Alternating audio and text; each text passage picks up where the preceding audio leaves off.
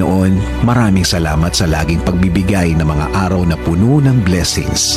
Salamat sa proteksyon mo na lagi kong kasama para sa akin at sa aking buong pamilya. Thanks for your provision, your guidance, and protection. Thank you also, God, for your faithfulness and love for us, Lord. Panginoon, i-bless niyo po ang aking plano sa aking buhay at sa aking pamilya. Alam ko po na lagi niyo akong pinoproteksyonan kasama ng aking mga pangarap.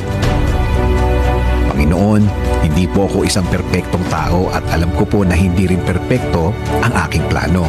Pero kayo na po ang bahalang mag-ayos ng mga mangyayari.